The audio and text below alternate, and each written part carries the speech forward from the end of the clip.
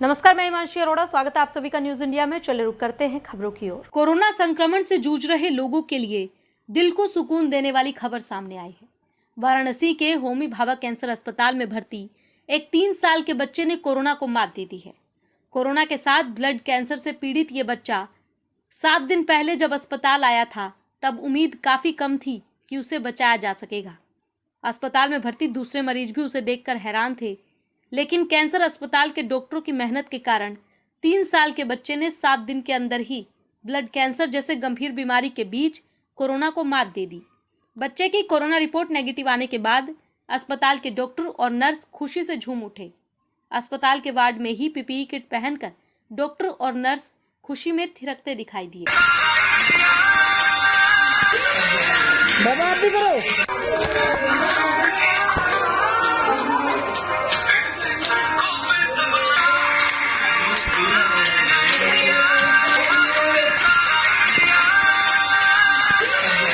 बाबा आप भी करो।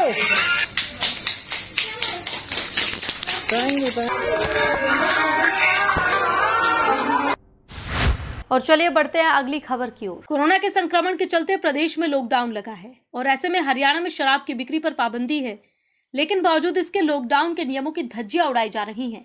ये वीडियो खरखोदा उपमंडल के गांव सिलाना का है, जहां डबल कीमत पर शराब बेची जा रही थी। खरखोदा थाना प्रभारी विवेक मलिक का कहना है कि गुप्त सूचना के आधार पर तुरंत कार्रवाई करते हुए बोगस ग्राहक बनाकर भेजा गया और शराब विक्रेता को 20 बोतलों सहित दबोचा गया। शराब विक्रेता ने बताया कि ठेका संचालक की परमिशन से ही शराब दोगुनी कीमत पर बेची जा रही थी।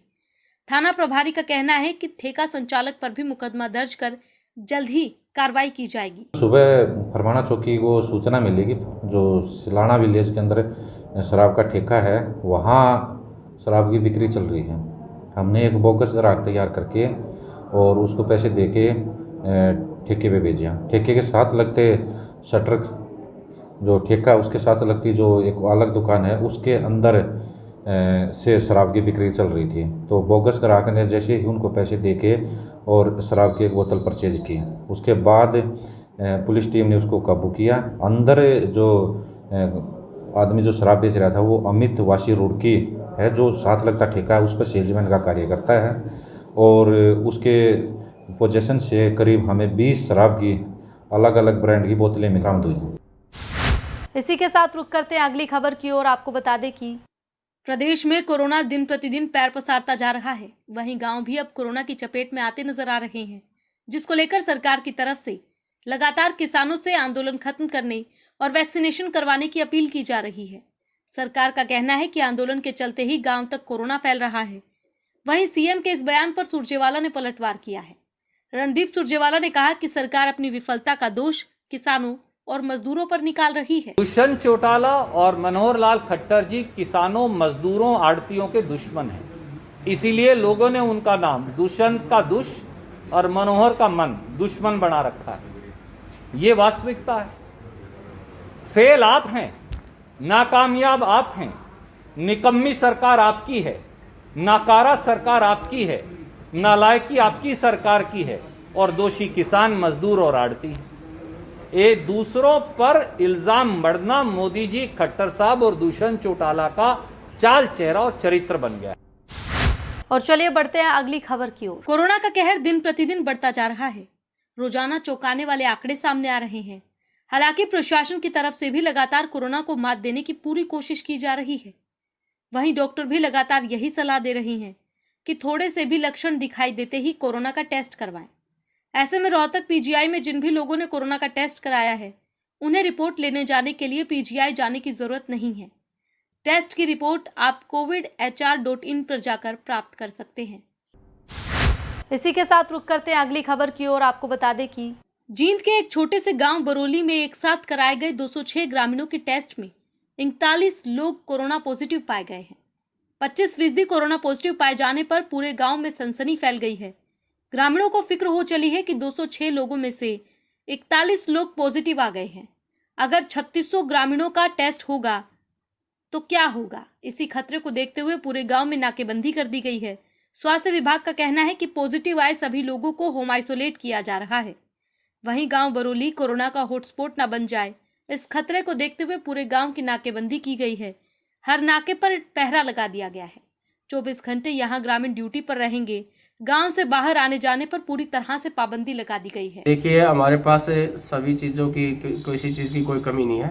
बेड्स हैं, टोटल 4 DCH हैं और 15 हमारे पास DCH ही हैं, जिसमें कि मॉडरेट मरीज दाखिल होते हैं।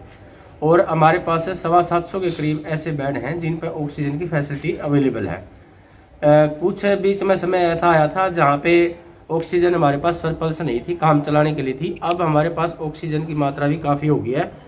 देखिए, आज के दिन 2800 के करीब हमारे एक्टिव केसेस हैं और मौत का आंकड़ा तो ऐसे है कि जो RT-PCR से टेस्ट करवाए हैं उनकी संख्या और जो दूसरे जैसे CT स्कैन करवा लेते हैं या पेशेंट बगैर जांच करवाए ही जिनको सांस की दिक्कत आते हैं, उनकी ऑक्सीजन सैचुरेशन कम होता है तो उनको दाखिल कर लेते हैं। तो 5 से 7 और कभी कभार 10 डेथ भी जो है ना हो जाती हैं, लेकिन उसमें कई लोगों ने RT-PCR टेस्ट ही नहीं करवाया होता। और चलिए बढ़ते हैं अगली खबर की ओर। कोरोना महामारी के चलते पूरे देश का मेडिकल सिस्टम फेल हो गया है। अस्पतालों में बेड और ऑक्सीजन की कमी हर जगह हो रही है।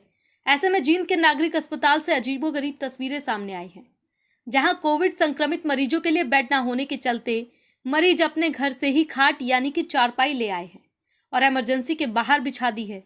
ये तस्वीरें काफी चिंताजनक हैं, क्योंकि एक और प्रशासन का कहना है कि बेड और ऑक्सीजन की कमी नहीं है, तो दूसरी तरफ प्रशासन के दावों की पोल खोलती ये तस्वीरें जींद के नागरिक अस्पताल की हैं। इसी के साथ रुक करते हैं अगली खबर की ओर। आपको बता दें कि कोरोना महामारी के संक्रमण को रोकने के लिए प्रदेश में लॉकडाउन लगाया गया है, जिसके चलते कुछ लोग बेरोजगार हो गए हैं, तो कुछ छोटे दुकानदारों के पास अब कोई काम नहीं है। शादियों के सीजन में जहां फूल बेचने वालों पर भीड़ लगी रहती थी, अब सरकार की तरफ से शादियों पर भीड़ भाड़ ना करने की पाबंदियों के चलते शादियां भी कम हो रही हैं। ऐसे में फूल बेचने वाले छोटे दुकानदार काफी परेशान हैं, जबकि इनकी सुध लेने वाला कोई नहीं है। इन लोगों का कहना है कि 15 दिन से काम बंद होने के चलते आमदनी नहीं हो रही है और अब घर का राशन भी खत्म होने को है। इसके बाद क्या करेंगे कुछ नहीं जानते। भाई साहब, बड़ी परेशानी हो रही है हमें काम में। पहले शादियों में इतने काम होते थे हमारे पास, अब पूरे सीजन में हमारे पास 2 ही काम आए हैं। 2 काम में भी हम 5, 7, 10 लड़के हैं। 10 लड़कों का अब ये देखो कैसे काम चलेगा। अब आज ही एक छोटा सा काम है, ये देखो ये क्या काम है, हम कितने पैसे कमाएंगे इससे। गरीब लोगों का बड़ा बुरा हाल हो चुका है इस लॉकडाउन के अंदर। जिनके पास पैसा उनकी तो कोई टेंशन नहीं उन लोगों को। फिलहाल इस बुलेटिन में इतना ही। बाकी की तमाम खबरों के लिए आप देखते रहे न्यूज़ इंडिया। नमस्कार।